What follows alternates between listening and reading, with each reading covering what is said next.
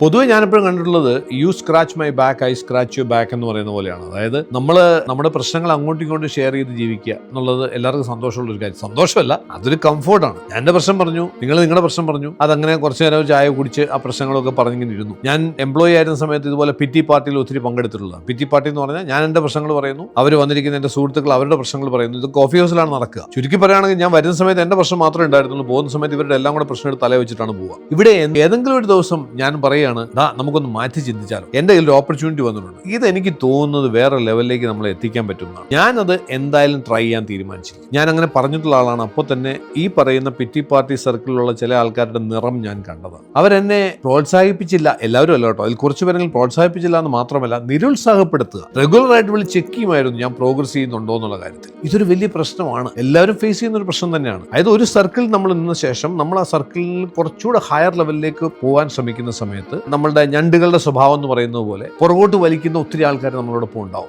എപ്പോഴും ശ്രദ്ധിക്കേണ്ട ഒരു കാര്യം, നമുക്ക് നമ്മുടെ ജീവിതത്തിന്റെ അടുത്ത തലങ്ങളിലേക്ക് ഉയരണമെങ്കിൽ അതിന് പറ്റുന്ന തരത്തിലുള്ള ആൾക്കാരുമായിട്ടുള്ള ഒരു സഹവാസം, അവരുമായിട്ടുള്ള ഒരു കണക്ടിവിറ്റി വളരെ ആവശ്യമാണ്. മേ ബി അതിനും ഒരു തലത്തിലേക്ക് മുകളിൽ നിൽക്കുന്ന ആൾക്കാരുമായിട്ട് കിട്ടിയാൽ അത്രയും നല്ലത്. എന്ന് പറഞ്ഞാൽ അർത്ഥം ബാക്കിയുള്ള സമൂഹത്തിന്റെ കുറച്ച് താഴെയുള്ള ആൾക്കാരെല്ലാം ഉപേക്ഷിക്കണം എന്നല്ല, പക്ഷെ നമ്മൾ ഉയർന്നാൽ മാത്രമേ മറ്റുള്ളവർ ഉയർത്താൻ സാധിക്കുകയുള്ളൂ. അപ്പൊ ഈ ഒരു കണക്ടിവിറ്റി വളരെ ആവശ്യമാണ്. അത്തരത്തിലുള്ള ഒരു കമ്മ്യൂണിറ്റിക്കകത്ത് നിൽക്കാൻ സാധിക്കുക, ആ കമ്മ്യൂണിറ്റി കോൺട്രിബ്യൂട്ട് ചെയ്യുക, ആ കമ്മ്യൂണിറ്റിയിൽ നിന്ന് നമുക്ക് വേണ്ടുന്ന കാര്യങ്ങൾ ലേൺ ചെയ്യുക. ആ കമ്മ്യൂണിറ്റി പല ആൾക്കാരും ഉണ്ടാവും നമ്മളിൽ നിന്ന് ലേൺ ചെയ്യാൻ താല്പര്യമുള്ളവർ. ഇതെല്ലാം കൂടെ ചേരുമ്പോൾ ഉണ്ടാവുന്ന ഒരു എനർജി ലെവൽസിലുണ്ടാവുന്ന വ്യത്യാസം നമ്മളെ അടുത്ത തലങ്ങളിലേക്ക് ഉയർത്തുകയും ചെയ്യും. ഈ ഒരു തരത്തിലുള്ള സർക്കിളിന്റെ ഒരു അഡ്വാൻറ്റേജ് എന്ന് പറഞ്ഞാൽ അവിടെ എൻകറേജ്മെന്റ് ഉണ്ടാവും, അവിടെ നോളജ് ഷെയറിംഗ് ഉണ്ടാവും, അവിടെ ഓവറോൾ എക്സൈറ്റ്മെന്റ് ലെവൽ വളരെ കൂടുതലായിരിക്കും. ഇത് തന്നെയാണ് ഞാനൊരു ഓൺലൈൻ കമ്മ്യൂണിറ്റി, ഇത്തരത്തിലുള്ള ആൾക്കാർ ജീവിതത്തിൽ അടുത്ത തലങ്ങളിലേക്ക് ഉയരണം, പ്രത്യേകിച്ച് ആന്ത്രപ്രന്യൂർഷിപ്പ് ലെവലിൽ ഉള്ള ആൾക്കാരെ അല്ലെങ്കിൽ അതിലേക്ക് വരാൻ താല്പര്യപ്പെടുന്ന ആൾക്കാരെ ടാർഗറ്റ് ചെയ്തുകൊണ്ട് ചെയ്യുന്നത്. ഇന്നത്തെ കാലത്ത് അറിയാലോ, കൊളാബറേഷനിലൂടെ നെറ്റ്വർക്കിങ്ങിലൂടെയാണ് എല്ലാം ഗ്രോ ചെയ്യുന്നത്. തമ്മിൽ അങ്ങോട്ടും ഇങ്ങോട്ടും കൊളാബറേറ്റ് ചെയ്യാൻ, നെറ്റ്വർക്ക് ചെയ്യാൻ സാധിക്കും.